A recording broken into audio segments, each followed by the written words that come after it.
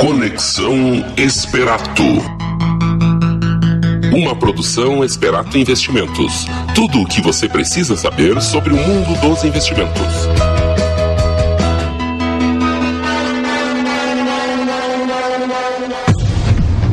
Muito boa tarde a todos, sejam bem-vindos a mais um Conexão Esperato, seu programa quinzenal sobre investimentos, finanças pessoais, economia e empreendedorismo em um só local. Meu nome é Felipe Fontana, sócio da Esperato Investimentos, e o objetivo aqui, cada vez mais, é trazer informações para ajudar na tomada de decisão dos investidores, dos clientes, das pessoas, nos seus investimentos.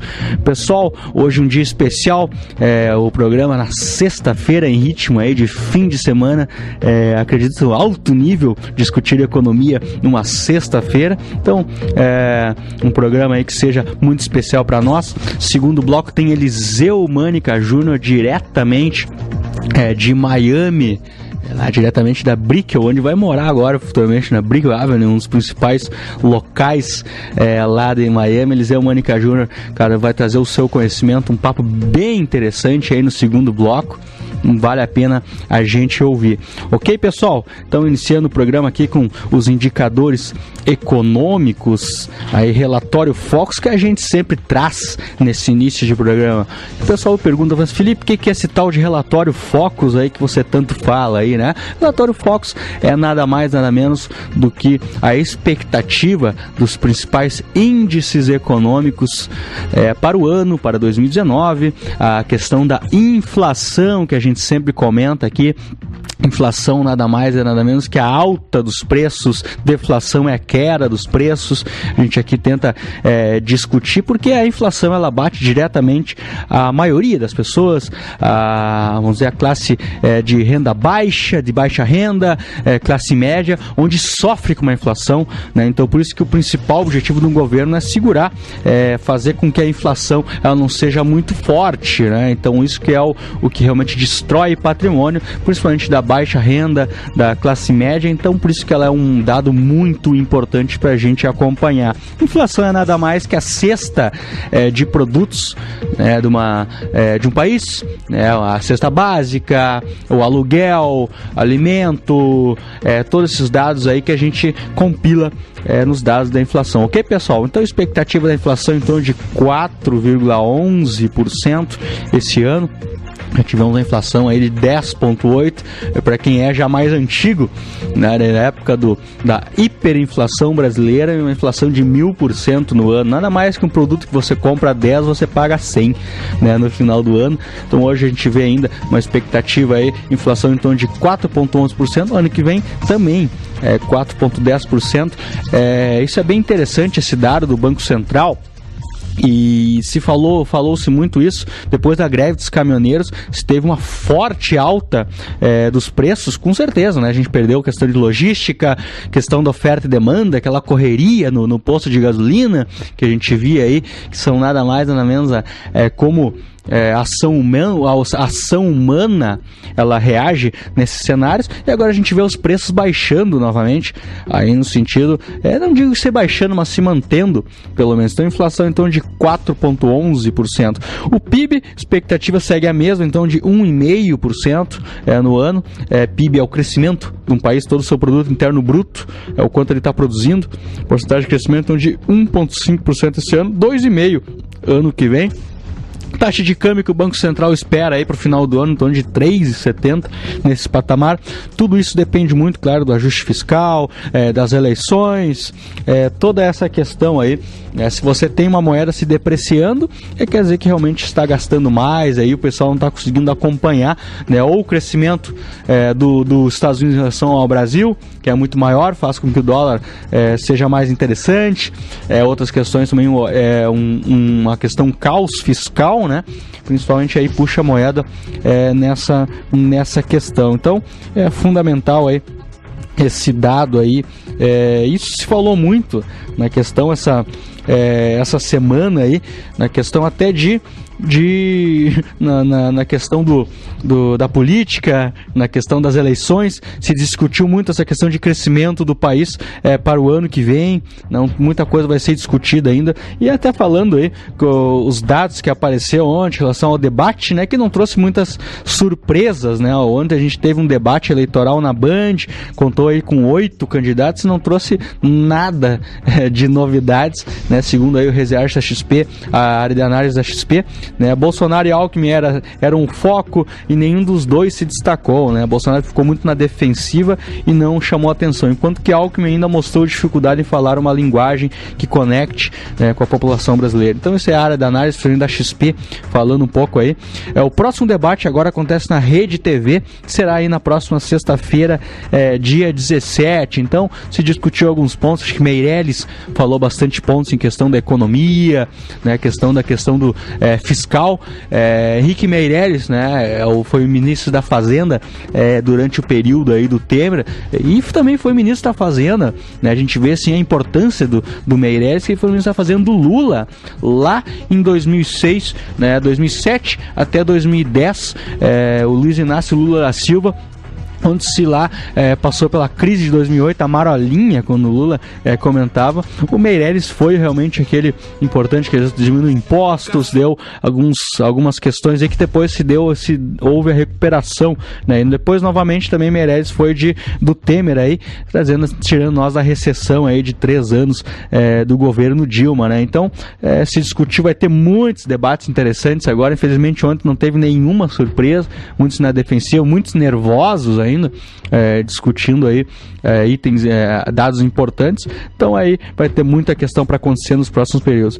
Questão de dados aqui também, pessoal, da economia, coisa que tem mexido aí com os dados, principalmente aí do ajuste fiscal. Ontem foi uma coisa meio preocupante. O STF aprovou um reajuste de 16% para os ministros da Corte em 2019. Tem toda aquela análise de ser um direito, constitucional, né? Porém, isso aí, o risco dessa questão aí é um efeito cascata, né, que pode acontecer um teto de 33,7 para 39,2 mil para todo o funcionário público. Isso aí tem um efeito de 717,1 milhões para o Poder Judiciário Federal, né? Então a medida ainda precisa ser aprovada pelo Congresso Nacional. Então um país aí com um déficit de 159 bi, um aumento aí de 117 milhões aí para a questão Poder Judiciário Federal, né? Então um dado um pouco preocupante aí para a questão do ajuste fiscal, que pode trazer movimentos aí um pouco preocupantes aí para o setor. Dados também da economia aqui, 60 bilhões serão utilizados aí para animar a atividade econômica. A economia brasileira receberá neste próximo mês uma injeção de quase 60 bilhões. A época da eleição é assim, não adianta, né? 60 bilhões em benefício do PIS/PASEP, em torno aí de 35,7 bi, pagamentos de aposentadorias 20,6 bi e restituições de imposto de renda 3,6 bi. Ainda que pontualmente o montante deve ajudar a estimular o mercado, o que nos leva a acreditar em um segundo semestre com atividade mais aquecida na comparação com o primeiro. Então aí, para quem realmente é do comércio, do varejo aí, 60,7 bi entrarão na economia. Aí a gente fala aí para quem já tem aí, tá com as contas meio complicadas, questão de finanças pessoais, utilizar esse recurso aí para diminuir sua dívida, evitar aquela dívida do cartão de crédito, que é um juro mais caro aí de 15% ao mês. Então utilizar esse recurso aí de uma forma sustentável aí para quitar as dívidas, utilizar aí de uma forma consciente, não entrar somente naquela onda aí de consumo acelerado, mas com certeza um dinheiro aí que vai movimentar bastante a economia nesse segundo semestre, principalmente o varejo, setor aí o empresário tem que estar preparado aí para essa demanda que pode ocorrer aí.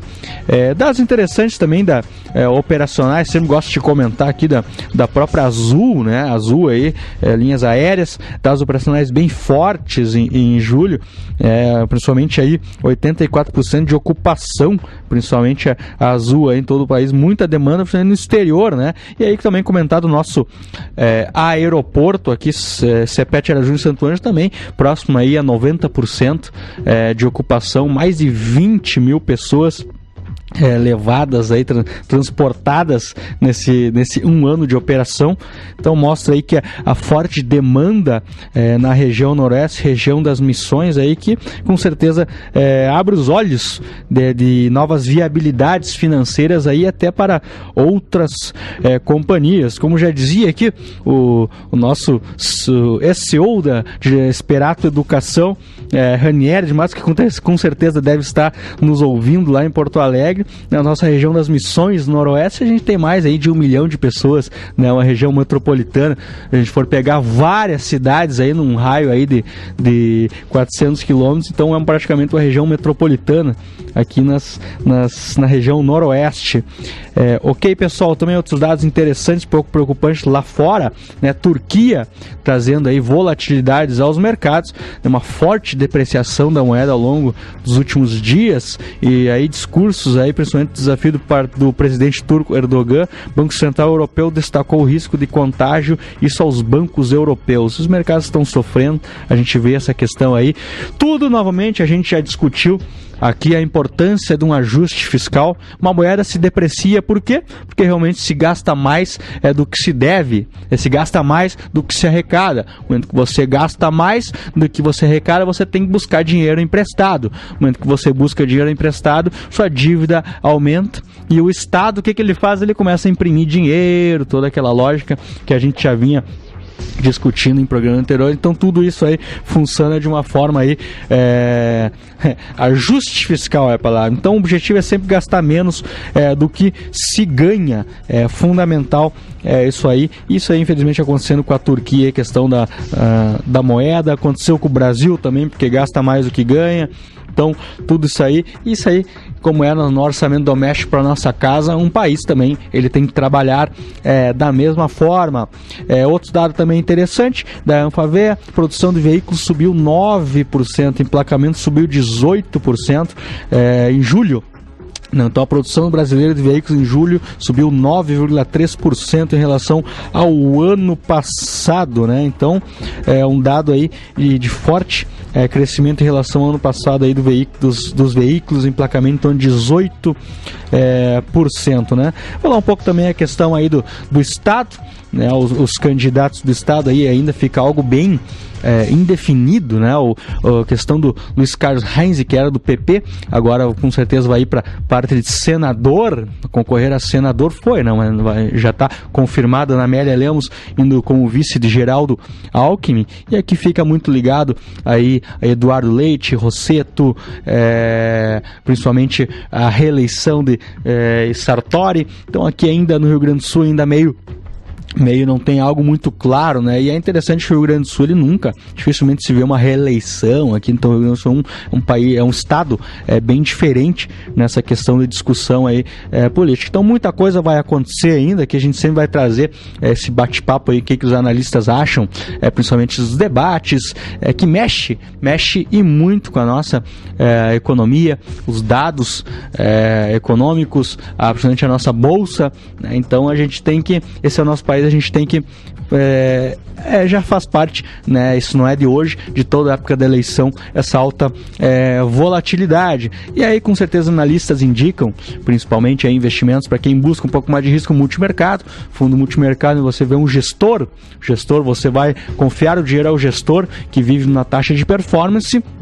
Escolheram a carteira, se preparar para esse momento aí, posição, né? Você está com um gestor bom para escolher posição de como se posicionar nesse cenário aí. Para quem é mais conservador, com certeza aí tem aplicações aí ligadas ao CDI, CDBs 117% CDI para 3 anos, com liquidez, títulos ligados ao IPCA mais 6. Então muitas oportunidades tanto para o conservador moderado E para quem é agressivo, com certeza aí tem muita coisa para estudar, tem materiais, pede para nós lá. Felipe, como é que vocês se preparam aí nesse período de eleição? Eu quero, primeiramente, aí uma carteira um pouco mais agressiva para tentar acertar o rumo de como a economia vai ir, os investimentos vão ir. E a gente tem lá cursos, a Esperato Educação, a própria XP Educação, a Infomoney, tem muito material bom para preparar os investidores para esse cenário. Tanto para o conservador, tanto para o investidor moderado e o agressivo. Tudo no seu lugar.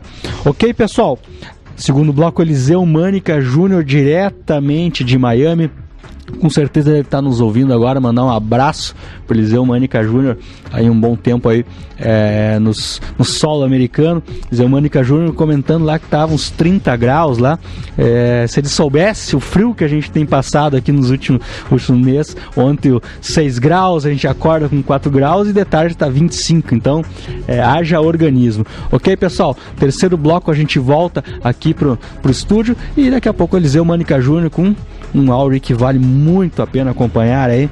Um abraço a todos e até o terceiro bloco.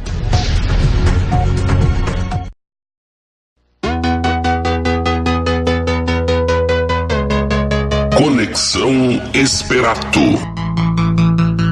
Uma produção Esperato Investimentos. Tudo o que você precisa saber sobre o mundo dos investimentos. Boa tarde, caro ouvinte do Conexão Esperato, 60º programa. Eu, Eliseu Mânica Júnior, aqui diretamente de Miami, na Flórida, procurando trazer um pouquinho mais sobre investimento, sobre economia, sobre até uma parte de política, que é linkada, a parte que é linkada com a economia, empreendedorismo, e procurando assim gerar valor para você, ouvinte, né? Hoje eu vou iniciar comentando um pouquinho mais sobre as características do bom investidor. Eu há 13 anos já trabalhando no mercado financeiro e confesso que trabalhar no mercado financeiro é um aprendizado para a vida, não apenas na parte de investimentos, mas para a vida. E os grandes investidores, eles são evoluídos também socialmente, né? E que características têm esses investidores? Então eu fiz um resumo baseado nesses 13 anos de experiência no mercado financeiro e vou comentar um pouquinho cada um deles.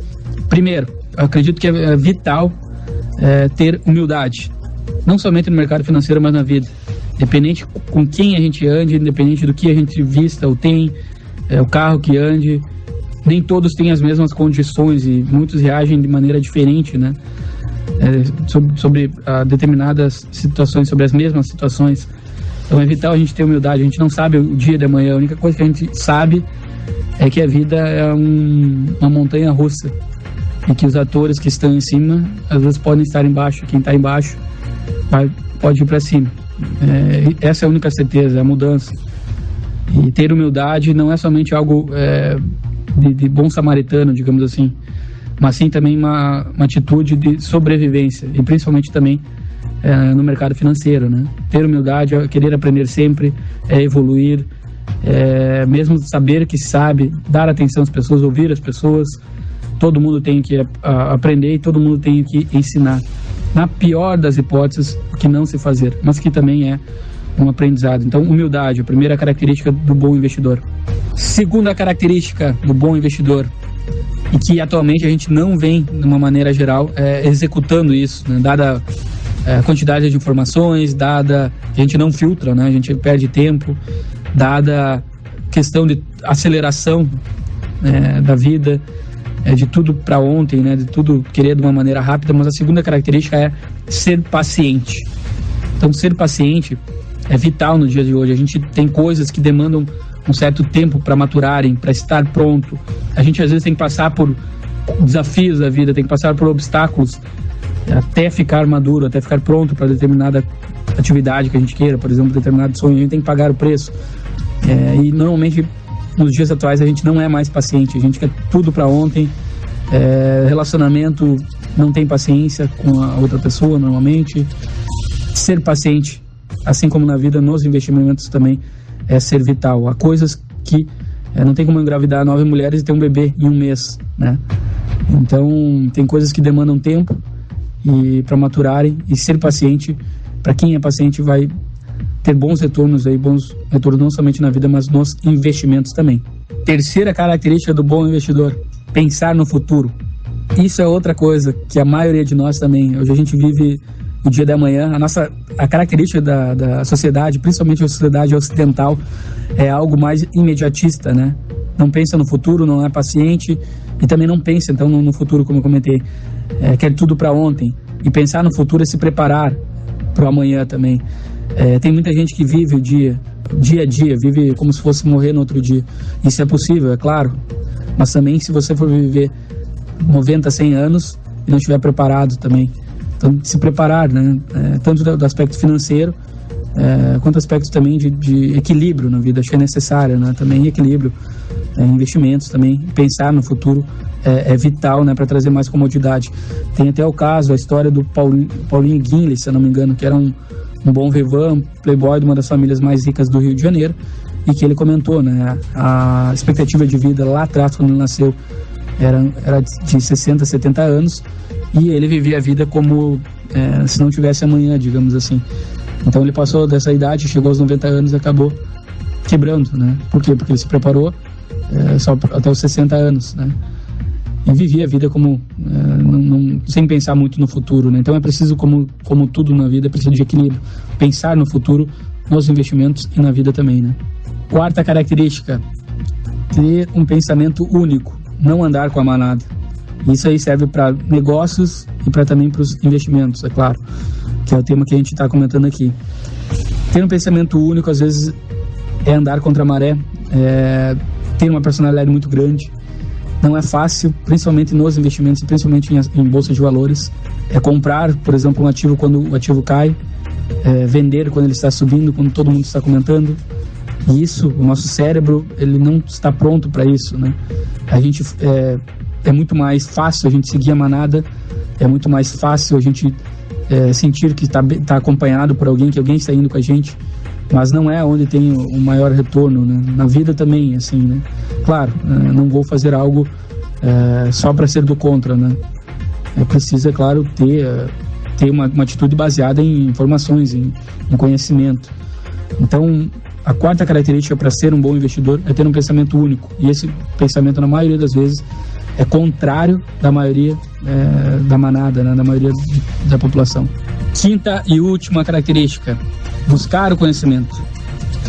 Então, assim como na vida, eu acredito, há um pensamento bem próprio, que a gente não vive à toa. Eu acredito que a gente está em busca de uma evolução, ser melhor em todas as áreas ou numa área específica, mas ser melhor, né? Se a gente, do ponto de vista biológico, vamos dizer, tentando explicar isso, mas do ponto de vista biológico, a gente passaria os genes melhorando, a gente passaria para os herdeiros, para os filhos. E do ponto de vista filosófico, religioso, a gente estaria todas as religiões têm esse princípio de melhoria, de evoluir, de crescer.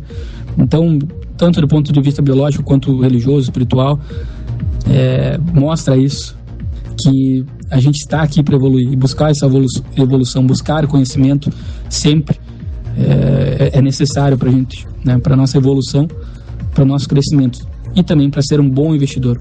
Quem investe com conhecimento diminui riscos, e risco ele está muito ligado então ao poder de ter o conhecimento. Eu saltar de paraquedas é muito arriscado. Por quê? Porque eu não tenho mínimo conhecimento sobre saltar de paraquedas, quanto que para outros, quem já tem 1000 saltos, é fácil, é barbado. Então buscar o conhecimento diminui riscos, né?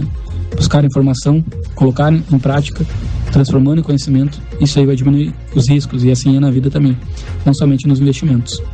Então, fechando as características do bom investidor: primeiro, ter humildade; segundo, ser paciente; terceiro, pensar no futuro; quarto, pensamento crítico, pensamento único, pensamento contrário da manada; e o quinto, então, buscar o conhecimento, buscar evolução.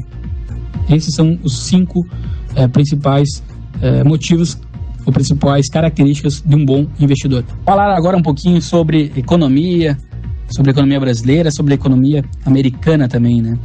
Estamos agora num momento bem agitado no sentido de muito trabalho, de muita dedicação. Por quê? Porque as empresas de capital aberto do Brasil, elas estão divulgando seus balanços, seus resultados. E isso é muito importante para quem é investidor, principalmente em ações também e também ligado à economia como um todo, porque grande base do que é produzido na economia, grande parte é produzida os lucros são feitos pelas empresas de capital aberto, né? E é de onde vai sair imposto, de onde vai sair dinheiro também para a sociedade como um todo crescer, mais empregos e tudo mais, né? É um ciclo. E na maioria dos resultados, os resultados vêm aí surpreendendo positivamente, vêm com retorno acima, né, do período do ano passado. A gente compara segundo trimestre de 2018 com o segundo trimestre de 2017, né? Então é muita dedicação, são cerca de 20, 30 páginas por empresa por dia, e aí são 6, 8 empresas que emitem resultados, né? Então é um momento de muita leitura e muita dedicação, que é importante. Por quê? Porque no outro dia, por exemplo, sai um resultado durante a noite, depois das 6 horas, normalmente é depois das 6 horas, ou antes do mercado, ou depois do mercado, mas grande parte é depois das 6 horas. A gente lê o balanço, no outro dia as ações da empresa podem se valorizar bastante se o resultado vier muito acima do consenso, né? Então por isso que é importante essa leitura e por isso que é necessária também, né? Um dos fatos, um dos conceitos muito importantes também, na parte de investimentos na vida também, questão de diferença entre preço e valor. A maioria das pessoas não faz essa distinção, né? Preço, teoricamente, é aquilo que a gente paga. Valor é aquilo que a gente recebe. Então, comparando automóveis, preço seria um carro popular. Ele não é um item raro, ele não é um item que traz um conforto, não é algo que traz algo intangível. Então, teoricamente, só baseado em preço vai custar menos. Algo que é baseado em valor, um carro, por exemplo, utilizar o exemplo de uma Ferrari. Ferrari, ela tem unidades que são raras, ela tem um conforto, ela tem uma marca mítica, ela tem um intangível, um status. Então, por isso que ela vai custar 500 mil, 300 mil, 600 mil, 1 milhão. Por todas esse valor que está por trás do produto, né? E é assim também no mercado de ações. A gente tem que saber distinguir entre preço e valor, né? E isso não é fácil, né? Muitas vezes, né? Valor seria o quê? A administração da empresa, seria a marca da empresa, o intangível, né, da empresa. Empresas que são fantásticas, que são confundidas com a marca. Aqui nos Estados Unidos a gente tem mais, né? Gillette, que em vez de ser chamada de lâmina de barbear, é chamada de Gillette. Própria Coca-Cola. Me vê uma Coca aí, né? Não me vê um refrigerante de cola, que seria um nome tradicional, né? Um nome correto. Então, essas marcas têm um valor muito grande, né? Essas empresas têm um valor muito grande, um intangível muito grande, que só a marca delas vale em bilhões, né? E já estão no íntimo, já estão no inconsciente da gente, né? Coca-Cola, Gillette, entre outras, né? E empresas assim que a gente procura, empresas assim que o investidor tem que procurar. Porém, além de ter um valor, é preciso pagar um preço baixo. E normalmente se paga o preço baixo em momentos de crise.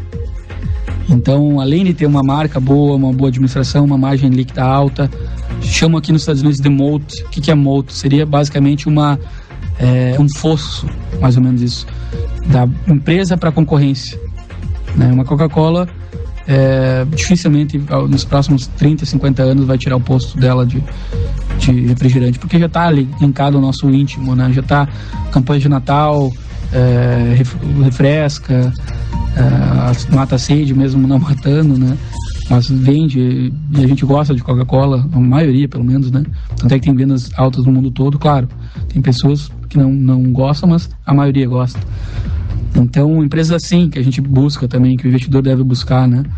Empresas que têm um valor muito alto e que paga-se um preço baixo, né? E essa é a diferença entre preço e valor. Preço, então, é o que a gente paga, valor é o que a gente recebe, né? Terceiro assunto do programa, hoje o programa está muito mais filosófico do que econômico e empreendedor. Pelo menos da minha parte aqui, né? Eu vou falar um pouquinho mais sobre princípios do sucesso. É um livro de um gestor americano também, e que até comentei com o Felipe, mandei pro Felipe um vídeo sobre o livro, e que eu até comentei com ele: Felipe, cara, é impressionante como o que tem no livro é o que eu penso, sabe, pra vida. E ajo também, eu tento agir, né? Sempre o que me moveu, comentar um pouquinho também sobre mim, hoje vivendo aqui nos Estados Unidos, mas sempre o que me moveu foi melhoria, foi tentar ser melhor. Eu acho que não vale a pena a gente viver se não for pelo menos para lutar, para tentar ser o melhor. na nossa área, independente da área, né? E foi o que me trouxe para cá, para os Estados Unidos, algo de querer ser um bom gestor de ativos futuramente.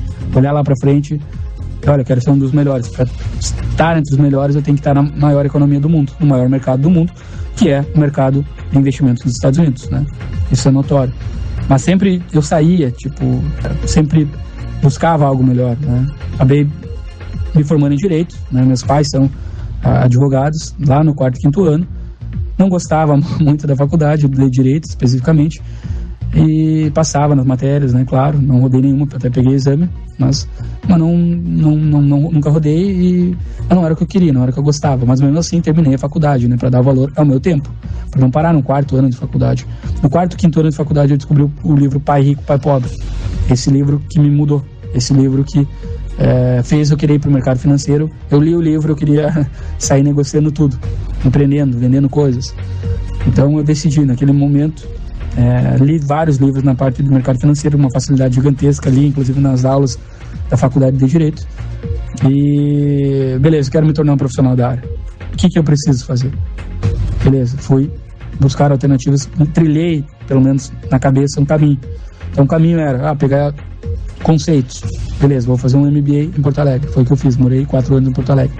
Voltei para Santo Ângelo, aí juntamente com o Felipe a gente fundou a Esperato Investimentos em abril de 2011.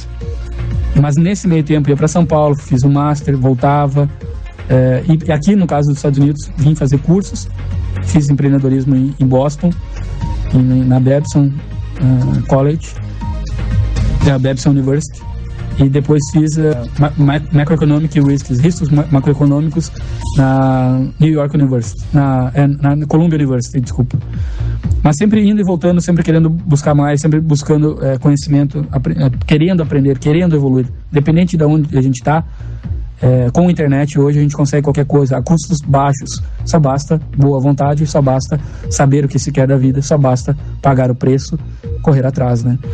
Então, esse livro, que eu vou comentar um pouquinho mais sobre o livro, e tem algumas frases que eu coloquei pessoais minhas também, adaptando o conceito do livro, Princípios do Sucesso, né? E eu vou comentar um pouquinho mais os principais itens que eu acredito que sejam itens para a gente ter sucesso na vida também, né? Primeiro, pensar por si mesmo, né? Infelizmente a vida não vem com um manual. A gente perguntar para o pai da gente, para a mãe da gente, para as pessoas perto da gente. A gente sim pode ter um mentor. O mentor seria aquela pessoa que a gente se espelha. Então com o mentor facilita as coisas, mas a vida da mesma maneira não vem com manual. Não tem como a gente explicar, a gente vai ter que ir na tentativa e no acerto. E a gente vai ter que pensar por si mesmo. E pensar por si mesmo é assumir as consequências desse pensamento por si mesmo. É saber que vai errar, né? Mas assumir as consequências. Hoje, atualmente, a maioria das pessoas, eu penso pelo menos as que não tem tanto sucesso, elas culpam muitos outros ou culpam circunstâncias. Hoje a gente vive o melhor momento da história da humanidade. Hoje buscar conhecimento é fácil. Antigamente, 300 anos atrás, tinha que ser amigo do rei, que as bibliotecas eram fechadas, né? Para comprar uma Barça, uma enciclopédia, há 30 anos atrás, 20 anos atrás, onde tinha grande parte do conhecimento, era caríssimo. Só quem tinha dinheiro poderia comprar. Hoje a gente vive o melhor momento da humanidade para se aprimorar, para crescer, para evoluir. E para não dar desculpas. Não tem desculpas hoje para não evoluir, a não ser preguiça. Mas é algo próprio, não é algo interno, é escolha também. Não dá para colocar para fora. E a maioria das pessoas coloca para fora, né? Grande parte, pelo menos. Culpa, porque não tive oportunidade. A oportunidade está aí, se constrói, né? Mas primeiro, então, o princípio do sucesso, pensar por si mesmo e arcar com as consequências, né? Segundo, não ter medo de errar. A gente vai errar, a gente faz parte da aprendizagem, do aprendizado. É necessário o erro, mas não dá para ter medo de errar. Não dá para ter medo de arriscar. Mas também, novamente, eu preciso de equilíbrio. Mesmo assim, né? Equilíbrio como, Eliseu? Não dá para baixar a cabeça e sem ter um planejamento. Errar, mas errar com risco controlado. Eliseu, o que é risco controlado? Errar com risco controlado. Errar com risco controlado é você buscar um conhecimento, é você se preparar, né, para determinada coisa. E isso também demanda tempo, né? Mas eu, por exemplo, antes de vir aqui nos Estados Unidos, eu imaginava, eu fui fazer um curso em Boston, voltei, fiquei 15 dias, 20 dias, voltei para o Brasil. Fui 6, 8 meses depois na Columbia University fazer outro curso, voltei. Nesse meio tempo, eu ficava me imaginando, eu ficava olhando o terreno aqui, digamos assim, preparando o terreno. E então não foi nada não planejado, digamos assim. É claro que aconteceram e acontecem coisas no meio do caminho que a gente tem que se adaptar. E evolução é, acima de tudo, a adaptação, né? Mas então, segundo, erros são necessários, erros vão acontecer, mas não tenha medo de errar. E controle seus erros, minimizando o risco. Minimizando o risco é buscar o conhecimento, né? É se preparar. Terceira, princípio do sucesso, digamos assim: escolher um caminho e não temer o fracasso. Fracasso ele não existe, na verdade. Eu não acredito que existe o fracasso. Eu acredito que exista o aprendizagem, uma falha momentânea que ali na frente você corrige. Quem só vai derrotar você é você mesmo. Ninguém vai te parar se você não parar. Se você se motivar, se automotivar, porque motivação é interna, isso é outra questão, né? Também empresa e tudo mais. Eu preciso de alguém para me motivar. Instagram tá muito agora assim também. Preciso de alguém para me motivar no Instagram. Não, a motivação é interna. É você todo dia que vai ter que fazer isso. Isso aí é uma inteligência social, inteligência emocional. E tem que aprender, ninguém nasceu sabendo, né? Eu tô aprendo todo dia, né, também. Mas motivação é algo interno. A inspiração, sim, pode ser algo externo, mas a motivação é algo interno. Então, terceiro é escolher um caminho e não temer o fracasso. Ninguém vai te parar, a não ser você mesmo, né? Quarto princípio do sucesso: pagar o preço. Muita gente quer as coisas, mas quase ninguém quer pagar o preço. Ninguém quer se dedicar às 2, 3 horas a mais depois do trabalho, ou a outra atividade para empreender, por exemplo, fora do trabalho convencional. Ninguém quer deixar de tomar aquela cerveja, de olhar aquela televisão. Poucos fazem isso. Mas aqueles que fazem, que se dedicam, que se motivam e que colocam um objetivo em mente e seguem aquele objetivo independente da opinião alheia, com personalidade, com certeza é questão de tempo, mas essa pessoa vai ser bem sucedida e vai ter sucesso na vida. Então, pagar o preço, é necessário pagar o preço. Quer um resultado, pague o preço. Se dedique. Esse resultado vai acontecer, esse sonho vai acontecer. Ninguém tira isso de você. E o quinto princípio: sonhar alto. Então tem até uma equação que eu vi aqui: sonhar alto mais pagar o preço desse sonho, que é a dedicação, mais ter a determinação de seguir em frente, é igual a uma vida de sucesso. Então, sonhar alto, pagar o preço desse sonho, mais a determinação, igual vida de sucesso. E o que é sucesso, né? Sucesso é bem relativo, isso. Como assim, Eliseu, é relativo? Sucesso, termos quantitativos, é difícil de mensurar porque ele é algo único. Para alguns pode ser ter dinheiro, para outros pode ser ter reconhecimento, para outros pode ser ter evolução. Mas tudo isso é o prêmio só. O sucesso é o prêmio.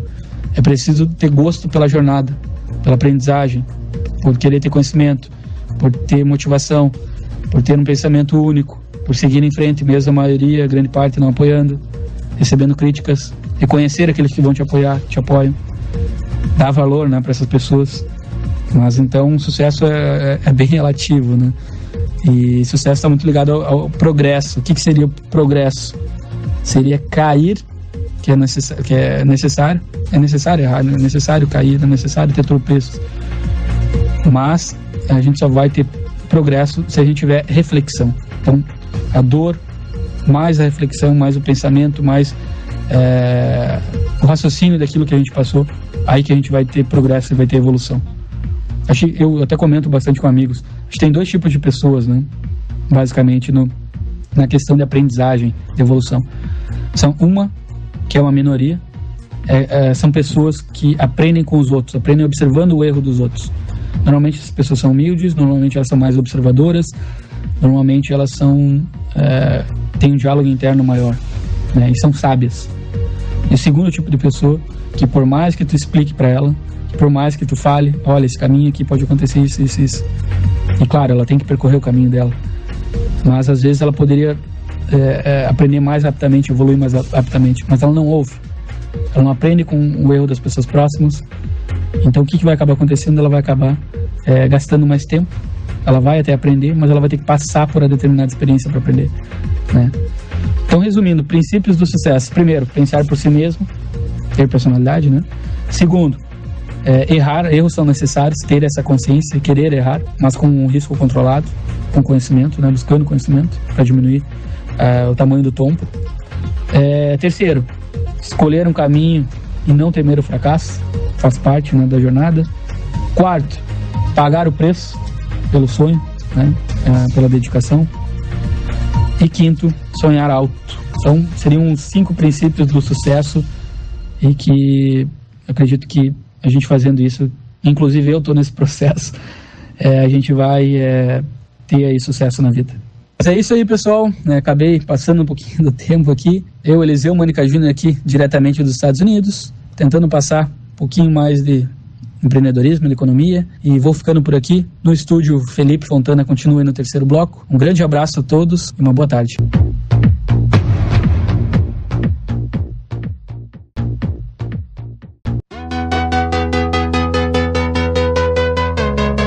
Conexão Esperato. Uma produção Esperato Investimentos. Tudo o que você precisa saber sobre o mundo dos investimentos.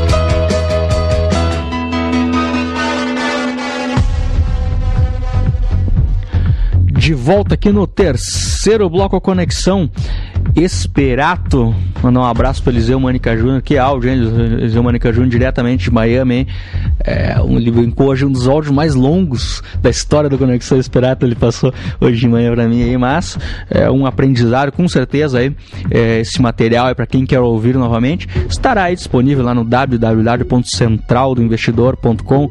É um podcast que você vai ouvir desde o início até o último, né, o de hoje, que logo estará no ar. E aí para você ouvir aí tranquilamente e ouvir novamente essa lição de vida, essa construção, né, que Eliseu Mânica Júnior tem feito aí, principalmente no exterior, né, a construção de toda uma carreira.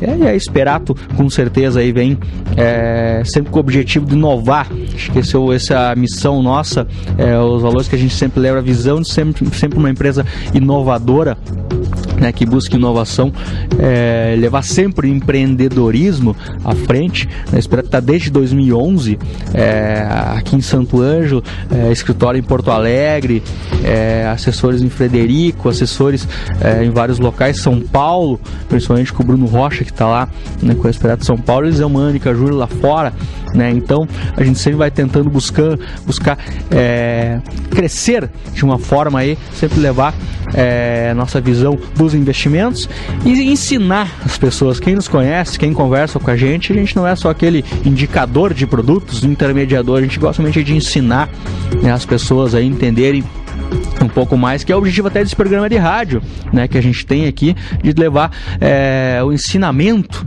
né, a questão da educação financeira para todos, né? Então, um abraço mais uma vez para o Eliseu Mânica Júnior, sempre com as suas mensagens interessantes. O pessoal tem nos questionado, pessoal, que temos alguns minutos ainda. Felipe, esse cenário aí de crise, recebi até algumas mensagens agora aqui, e referente a isso, você falou aí do conservador, moderado, agressivo. Felipe, que a gente pode montar uma carteirinha em relação a esse cenário aí para tentar se aproveitar da eleição para fazer um dinheiro? Como é que a gente pode fazer aí? Existe a possibilidade, claro, da gente comprar ou diretamente ações, investir diretamente nisso, ou a gente buscar realmente um fundo de investimento, né, para esse cenário. Então existe, por exemplo, a possibilidade de um fundo cambial, né, para quem acredita num dólar cada vez maior, fundo de ações, né? A vantagem dos fundos, qual é que é, Felipe? Você confia realmente o recurso a um gestor, né? Esse gestor aí, ele vai escolher realmente o que ele vai fazer na sua carteira, no caso, porque ele vive realmente de taxa de performance. Se ele conseguir ter um resultado interessante, né, a taxa de performance dele aumenta também ao longo do tempo, né? Então se ele conseguir bater o Bovespa, o CDI, então hoje tem os fundos de ações, os fundos multimercados, né? Você pegar um gestor, hoje nós temos fundo verde, tanto tem em previdência como multimercado lá, você confia o dinheiro ao Stuberger. O Stuberger é um dos maiores gestores hoje do Brasil e que está do mundo, também que você pode lá comprar cotas do fundo e investir no que o Stuberger está preparado, né? O Stuberger, para ter uma ideia, em 2002, né, a questão estourou o dólar lá acima de 4 na época, ele estava comprado em dólar, né? O fundo hoje ele tem realmente uma rentabilidade gigantesca nos últimos 14 anos, tanto que só entra com R$1 milhão lá no Credit Suisse. Aqui a partir da XP você consegue, a partir de R$50 mil ter cotas desse fundo. Então você também pode comprar cotas de fundo do Adam, que é o gestor Márcio Appel, ex-Santander, ex-vários bancos internacionais, mais de 22 bi de custódia. Tá lá um fundo que você pode investir também, acreditando como é que ele vai trabalhar nesse cenário. Então o fundo de investimento, em vez de você ir lá e às vezes com conhecimento às vezes limitado em relação ao mercado, então em vez de ficar aqui, vou ter que estudar horas e horas para chegar, né, no nível de um gestor, eu vou lá e compro cotas de um fundo e ver como é que ele vai trabalhar nesse sentido. Sempre aviso, né, o multimercado é um fundo que ele tende a render bem mais em períodos de queda de juros, mas é natural num cenário assim de um ano, como o fundo ele consegue uma rentabilidade muitas vezes de 1% ao mês, 1% em algum mês, vai ter 1 ou 2 meses negativos. O ideal é sempre investir no mínimo 1 ano e fazer realmente a média lá, se o fundo conseguir entregou bem ou não. Em média esses fundos entregam 130%, 140% do CDI, porém 2 meses no ano a gente tem que realmente sofrer. Infelizmente a gente sofre aí, como foi dos caminhoneiros, como foi em outros cenários aí que a gente teve da eleição, mas é realmente aquele que vale a pena a gente colocar 20% do patrimônio para ver se realmente dá certo. Se o gestor conseguir acertar a mão, né, a gente consegue uma rentabilidade bem forte. E os demais investimentos conservadores, Felipe, o que você indica para nós? O que a gente tem botado na carteira dos clientes, dos investidores? A gente tem indicado aí CDB, tem CDB de bancos bons, título conservador aí, em torno aí de 117% do CDI para 3 anos. Tem liquidez, se precisar do dinheiro antes, e aí para 3 anos hoje, talvez tu olha, tá rendendo pouco, parece que tá rendendo, mas é muito para renda fixa. Se o juro, normalmente, a economia piorar, toda aquela questão, o juro for para 10, 12, 14%, esse título vai pagar aí 16%, né? Então, maneira de se proteger em relação a todos os cenários. Investimentos a gente tem que dormir bem, tem uma forma tranquila aí pra gente não ficar muito alavancado, às vezes fechar a posição no pior período, né? Então são oportunidades nos sentidos aí, né? E pros agressivos, com certeza aí, contate nós também, que a gente tem algumas opções interessantes de investimentos. Ok, pessoal? Mais uma vez agradeço a presença de todo mundo nos ouvindo, não a presença, mas nos ouvindo durante esse programa aqui. Mandaram mais uma vez um abraço para Eliseu Mânica Júnior, aí, um belíssimo áudio. Vai estar lá no www.centraldoinvestidor.com. A partir da semana que vem, você já pode ouvir novamente lá esse áudio aí. Todos os programas tem lá de inscrição, lá todos os programas. Quer saber mais sobre multimercado, sobre COI, renda fixa, entre lá. Tem e-books também, tem e-books de previdência privada, tesouro direto, como ganhar 70% a mais que a poupança com a mesma segurança, e finanças pessoais, tudo lá disponível para você. Logo vai ter também um e-book sobre mercado futuro de commodities, para quem quiser negociar aí a compra e venda de soja na bolsa. Tudo isso aí é disponível gratuitamente para a rede mundial de computadores, ok? Um abraço a todos, daqui 2 semanas estaremos de volta. Espero que vocês tenham gostado desse programa especial na sexta-feira. 2 semanas de volta novamente na quinta-feira. Até mais.